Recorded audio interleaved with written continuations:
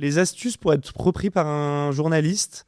Qu'est-ce que tu leur conseillerais aux entrepreneurs qui nous écoutent? Parce que souvent, c'est dur, on envoie des RP, des communiqués de presse, des boîtes de RP qu'on paye 5 000 euros et tout, et à la fin, on n'arrive pas, on se dit, ah mince, on n'a pas eu les échos ou d'autres.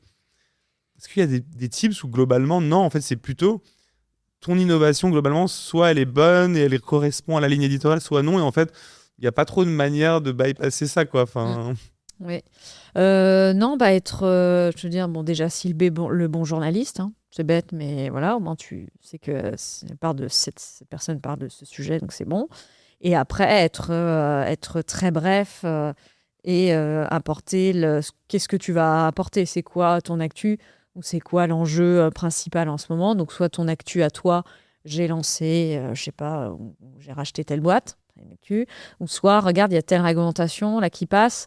Moi, je peux t'apporter cette expertise ou tu vois, je peux réagir par rapport à quelque chose qui se passe en ce moment. Ça marche ça? Je me suis toujours demandé. Oui. Oh, côté ouais. expertise, t'as parlé de ça, je pourrais... Ouais, voilà. Et du coup, si la personne te dit, j'ai vu cet article, ben, elle te dit, je peux réagir là-dessus, mais du coup, c'est trop tard. Il est déjà sorti. Là, c'est sûr. Mais tu dis si t'en reparles. D'anticiper aussi, je te dis, tu sais qu'il va y avoir, on va parler beaucoup de... Tu vois, les réseaux sociaux, je sais pas, moins de 16 ans, on en parle beaucoup. C'est pareil, tu viens, moi je fais ça. Ah Oui, ça c'est, on cherche toujours. C'est bien de pas parler que de sa boîte des fois. Tu vois, les gens qui veulent se vendre toute la journée, c'est un peu chiant. Mais si tu dis, là, moi je suis expert de ça, donc dès qu'il y a tel sujet, ou regarde, tiens, t'as pas vu ce truc passer hier, ça faudra en parler, moi je peux t'aiguiller, tu vois. Pas mal. Et comment ça se passe, toi, t'as un CRM après, par exemple, tu dis, je sais pas... Non. Ok.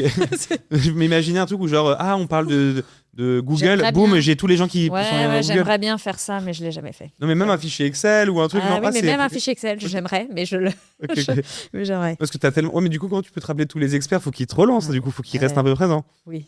Non, mais c'est vrai que ce serait la meilleure idée, ce serait de faire un CRM. Mais... Ok. Et alors, je me demandais, tiens, ça me fait penser sur les levées de fonds. À un moment donné, on savait que certains médias, en gros, à la base. Ça circulait un peu chez les entrepreneurs. Si tu lèves 1 million d'euros, tu peux avoir un billet peut-être dans certains médias, mais 800 000 non. Après, c'était genre 3 millions, 5 millions, 10 millions. Ça a monté après dans l'explosion. Et on sait qu'à un moment donné, en gros, bon, tu levais 1 million, mais tu savais que lui, c'était 2. Enfin, donc, les montants des levées de fonds commençaient à exploser. Bon, c'est le jeu aussi. Puis souvent, ici, ils rajoutaient la dette. Par exemple, tu lèves 1 million en equity, 1 million en dette. Bon, tu dis 2 millions. Bon, c'est bon enfant et c'est normal, mais... Est-ce qu'il y a eu un phénomène un peu là-dessus où les levées de fonds se sont gonflées? Parce que du coup, avoir des relais médias. Et comment vous faisiez? Est-ce que vous pouvez pas avoir l'info? Non. Alors après, nous, déjà, on demande systématiquement la part de dette, la part d'equity, etc. Donc, il y en a qui te disent la vérité, d'autres qui te mentent. Donc, des fois, quand tu appelles leurs investisseurs, tu leur demandes. Donc là, tu arrives à recouper déjà si t'ont mitonné. Après, c'est le jeu, non? Je trouve que c'est pas méchant. Encore une fois, on n'est pas dans un gros... Non, mais il y en a qui font des gros arrondis, quoi, si tu veux. Donc, non, mais que tu dis, je vais 1,8, 2, bon, je veux bien.